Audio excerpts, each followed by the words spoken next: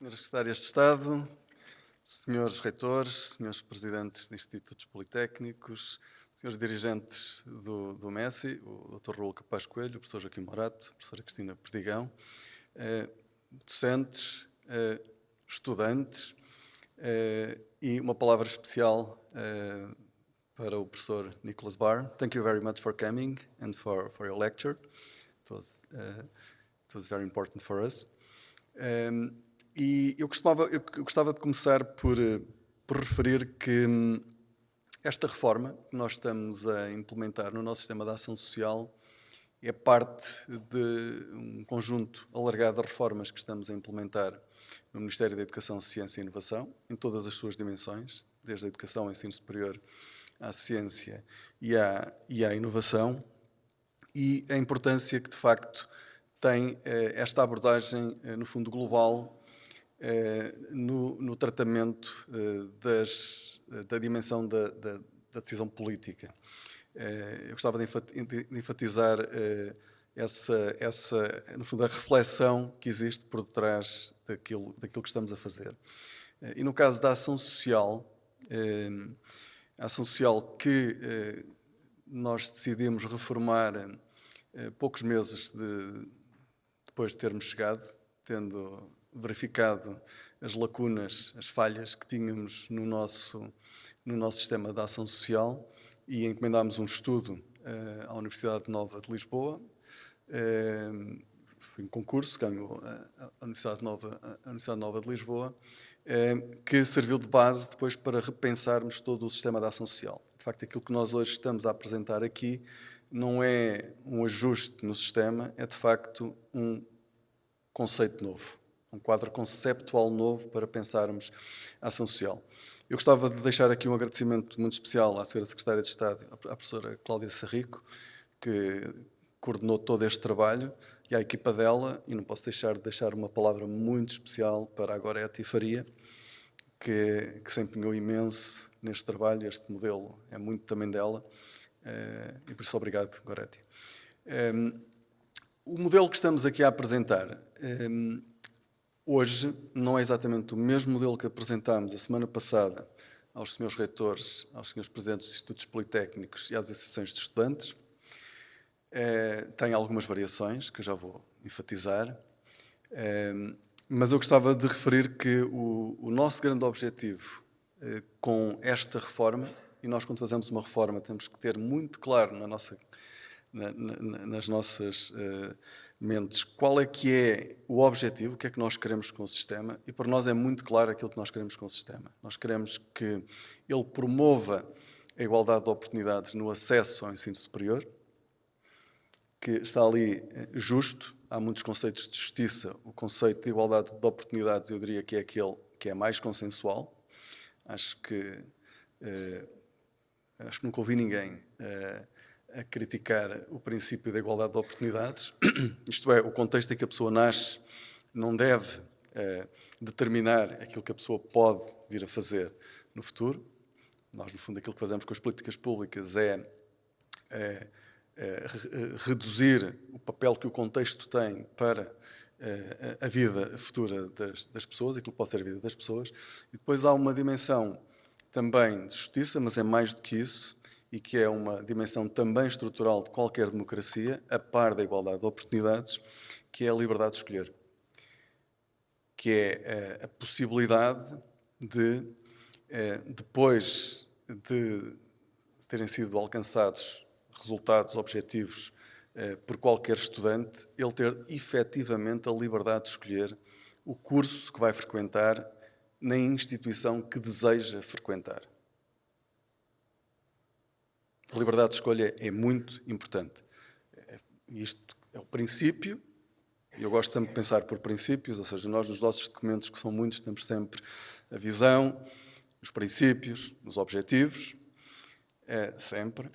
E por isso estes são os princípios, mas é muito fácil de perceber, e com um exemplo, para ficar claro, é que um estudante, e nós sabemos que isso continua a não acontecer, um estudante que tenha alcançado os seus resultados académicos, porque queria entrar num determinado curso, numa determinada instituição, muitas vezes fica a estudar na zona de residência, porque os pais dizem, olha, desculpa, mas tens que ficar na instituição que está mais próxima, porque é mais barato e é mais compatível com o rendimento que nós temos.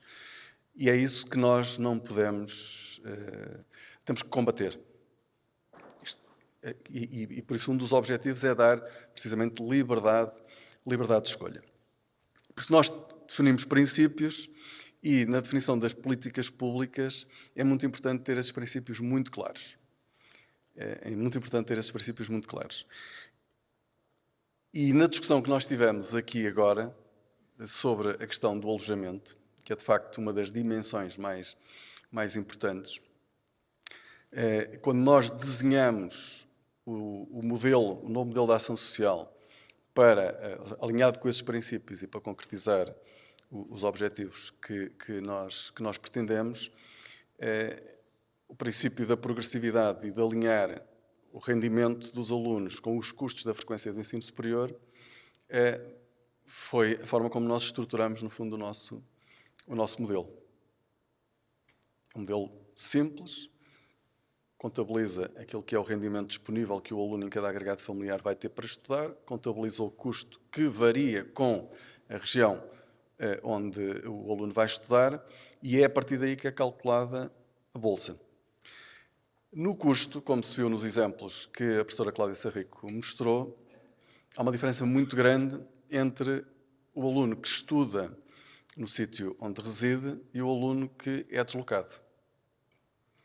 E por isso a bolsa vai ser muito diferente para esses dois casos. É muito diferente estarem a estudar em Lisboa e viver em Lisboa e apanhar o metro para ir para a universidade ou vir estudar para Lisboa de fora. E por isso a bolsa tem que ser muito diferente, porque os custos de estudar em Lisboa são muito diferentes para estes dois estudantes. Mas nós passamos a ter só uma bolsa. Ela é calculada alinhada com os custos de frequência do ensino superior. Só há uma bolsa, não há mais instrumentos. Não há outros instrumentos de ação social.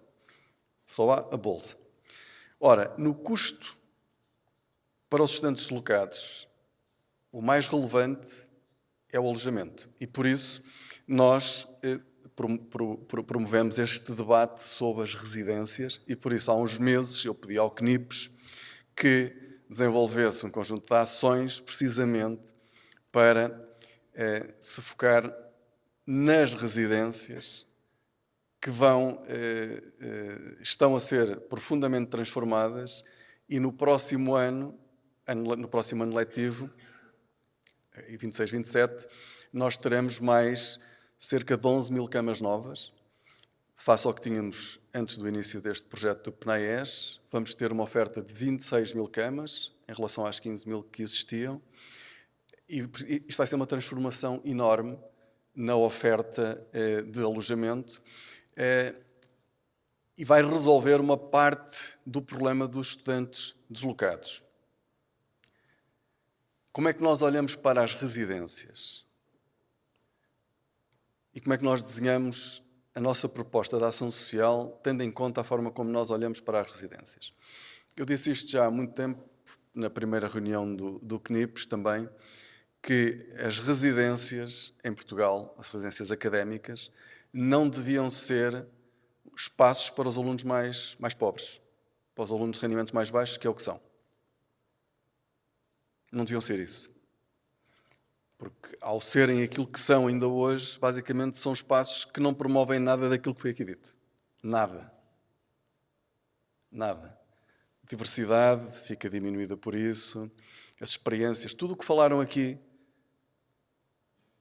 o modelo que nós temos atual, na forma como funciona, de como está montado, não cumpre a maior parte das coisas que aqui foram ditas. É bom que tenham consciência disso. Eu tive pena não tenham feito a ligação ao modelo da ação social que estávamos a discutir, mas eu vou fazer. E por isso, nós na proposta que apresentámos a semana passada, nós propusemos, no meio desta grande inovação que nós estamos a fazer com este modelo de ação social, nós introduzimos uma inovação que nós sabíamos que era desafiante. Discutimos muito se devíamos ou não apresentar e eu disse isto. Vamos apresentar e quem vai decidir são os senhores reitores e os senhores presidentes dos politécnicos. E vamos ouvir os estudantes. Eles é que vão decidir. Pessoas que gerem as residências. a nossa proposta o que é que dizia? Nós queremos que as residências sejam espaços de integração. Espaços de bem-estar é a palavra que nós usamos sempre. Para serem isso e contribuírem para o sucesso académico dos alunos, eles têm que ser espaços, sobretudo, de acolhimento dos alunos deslocados, independentemente da sua condição social. E têm que perder o estigma de ser espaços de acolhimento de alunos de rendimentos mais baixos, que têm esse estigma.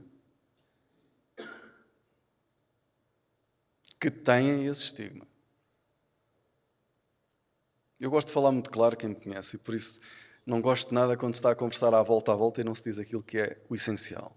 São espaços que continuam a ter esse estigma de estarem associados a estudantes de rendimentos mais baixos.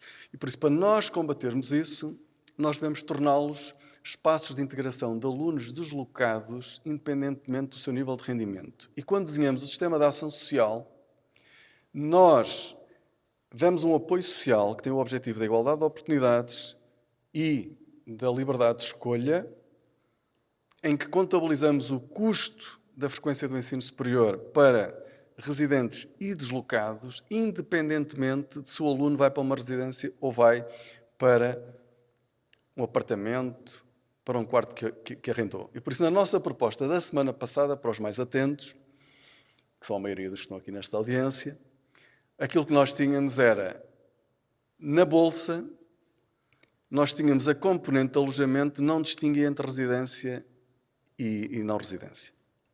O que é que isto quer dizer? Isto queria dizer que nós íamos ter que mudar completamente a forma de gerir as residências. Porque as residências deixariam de ser o espaço para onde nós empurramos os alunos da ação social, de rendimentos mais baixos, e passariam a ser espaços que as universidades e os politécnicos teriam que promover de forma mais competitiva para atrair alunos de rendimentos mais baixos e de rendimentos mais elevados. Porque o aluno de rendimentos mais baixos terá sempre, no valor da bolsa, uma componente, não é componente nenhuma, porque a bolsa é só uma, mas considerado o custo do alojamento. E por isso, na nossa proposta, nós tínhamos esta visão global, que era, nós vamos reformular o sistema de ação social para a igualdade de oportunidades, para a liberdade de escolha e revolucionando a forma de gerir as residências, tornando-as verdadeiramente lugar de integração dos alunos deslocados e de baixos rendimentos.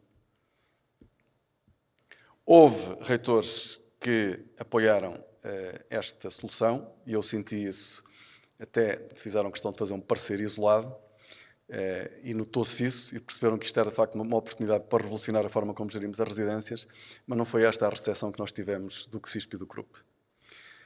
E quando nós não temos essa disponibilidade das instituições, nós sabemos, atenção, nós também tivemos dúvidas, mas do ponto de vista dos princípios, política pública, do ponto de vista dos princípios da política pública, nós não temos dúvidas de que para a igualdade de oportunidades, para a liberdade de escolha e para termos residências que são verdadeiros espaços de integração, de bem-estar e de sucesso académico, a proposta da semana passada era melhor que a desta semana. Mas nos princípios, a política pública nos princípios é uma coisa, na prática é outra. E quando nós vamos ter mais 11 mil camas no próximo ano letivo, com as residências reabilitadas e muitas novas, de facto, há uma parte do alojamento que fica resolvido e quando eu tenho as próprias instituições a alertar para isso, imaginem que eu disse isto aos reitores e disse isto aos presidentes politécnicos. São vocês que vão decidir. Eu disse-lhes isso. Se vocês me disserem, nós vamos agarrar isso e vamos mudar completamente a forma de gerir as residências, nós teríamos voltado aqui com essa proposta. Não foi isso que nós sentimos. Percebemos os riscos que há. Nós também admitimos que esses riscos possam existir. Imaginem, o risco é, e agora vamos ficar com os quartos por ocupar e houve este investimento de mais de 500 milhões de euros. Eu vou dizer os números. 516 milhões de euros em 135 residências. Estamos a falar de mais de 18 mil camas, sendo que mais de 11 mil são novas e as 7 mil e tal são reabilitadas. Nós, neste momento, já temos 46 das 135 ocupadas, e já temos cerca de 4.600 camas reabilitadas ou novas. Cerca de 2.582 são novas e as restantes são reabilitadas em 2025. E agora, nos próximos meses, vamos ter abertura de residências todos os meses. Muitas. Muitas. Não foi isto. Nós percebemos o risco. Nós somos mesmo reformadores. Gostamos de pensar a política pública pelos princípios, como disse aqui o nosso convidado Nicholas Barr. Pensar a política, temos essa vantagem de termos pessoas na equipa que pensam a política pública a sério. Fizeram-no ao longo da carreira e têm a oportunidade de fazer agora no Ministério. É isso que estamos a fazer. São políticas públicas mesmo pensadas. Mas também sabemos que uma coisa é a política pública, aliás, como o professor Nicholas Barr mostrou, uma coisa é pô-la no papel, outra coisa é a implementação e depois como é que funciona. E por isso não vamos correr esse risco. E aquilo que vamos fazer, que é o que a professora Cláudia Sarriga aqui apresentou, é os estudantes bolseiros têm prioridade nas residências e só podem receber a bolsa com o valor do custo de alojamento fora da residência se não tiverem lugar na residência. Ou seja, nós vamos continuar a ter um sistema que empurra, a palavra é esta, os estudantes bolseiros para as residências. E isto diminui a diversidade que foi aqui referida pelo Pedro, pelo Francisco, pelo Diogo, reduz imensa diversidade dentro de uma é dos elementos que mais diminui a diversidade dentro de uma residência é este, porque basicamente nós ficamos com pessoas do mesmo estrato social. E para a mobilidade social, que eu gosto muito de falar, se há coisa mais importante, e é por isso que eu sou um grande defensor da escola pública, se há coisa que é importante para a mobilidade social e para a democracia, é a mistura de estratos sociais. E aquilo que nós fazemos no ensino superior é não misturar. É pôr nas residências universitárias os estudantes dos meios socioeconómicos mais desfavorecidos. E por isso, também, já agora, é que depois elas se degradam. É por isso que elas depois se degradam. É por isso que elas depois não são cuidadas. E é por isso que eu devo-vos dizer, eu pedi ao CNIPES essa reflexão e essas ações, mas confesso que eu não estou nada otimista. Nada. Porque quando nós metemos pessoas que são basicamente todas de rendimentos mais baixos a beneficiar de um serviço público, nós sabemos que esse serviço público se deteriora. É assim nos hospitais, é assim nas escolas públicas, nós sabemos que é assim. E por isso, aquilo que nós vemos nas residências e que eu espero enganar-me, mas que provavelmente vai continuar a acontecer, é que nós vamos ter residências todas renovadas que daqui a 5 anos vão começar a degradar. Eu espero que não, mas isso vai ser preciso um esforço muito grande de reinvenção por parte dos gestores dos serviços sociais, das universidades e dos politécnicos, porque aquele elemento que verdadeiramente faz a diferença, que é nós termos as diferentes estratos socioeconómicos a beneficiar de um serviço público, aqui não vai existir. Não vai continuar a existir. Custa-me sempre, isso acontece muito, eu já ando há alguns anos em funções governativas, não conseguir implementar aquilo que, de acordo com os princípios, me parece o mais acertado, mas é assim. Ou seja, também temos a inteligência e a humildade de ajustar as políticas. Aliás, estamos feito isso várias vezes, sem problema nenhum. Às vezes dizem-me, o Sr. Ministro recuou. Não, eu não recuei. Eu, quando apresento alguma coisa a alguém, tem sido sempre assim, não é para cumprir uma formalidade. É para ouvir. E, de facto, nós ouvimos, e na dimensão das residências, que é uma das dimensões mais importantes, não ouvimos aquilo que nos desse o conforto para, de facto, fazer uma reforma mais arrojada, que, lá está, não ficaria apenas nas nossas mãos. Aquilo que nós vamos implementar e depende do Governo.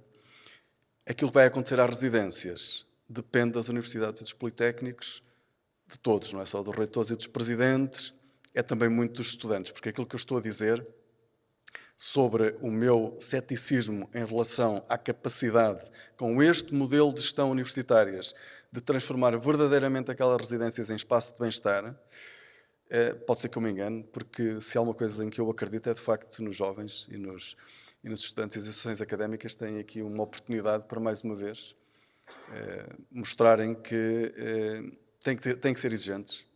Eu já vos disse, eu gostava de vos ouvir falar mais sobre a ação social, porque é a ação social que faz a diferença. A ação social, nós em Portugal discutimos muitas vezes temas que não interessam nada, que são completamente laterais. E aquilo que faz a diferença, aquilo que conta para o acesso ao ensino superior, é a ação social. O resto... Vejam, aquela discussão que o professor Nicholas Barr apresentou aqui é uma discussão que nós nem queremos ter em Portugal, não vale a pena. Não vale a pena. Nós não conseguimos sequer falar de propinas. Com a desigualdade que temos em Portugal, com a desigualdade que nós temos no nosso sistema de ensino superior, em que as famílias que não colocam os filhos no ensino superior andam a pagar as propinas, andam a pagar os estudos das famílias mais ricas. É isto que nós temos em Portugal. Nós somos um país profundamente desigual porque nós somos extremamente insensíveis à desigualdade. Não tenham dúvidas sobre isso. Obrigado.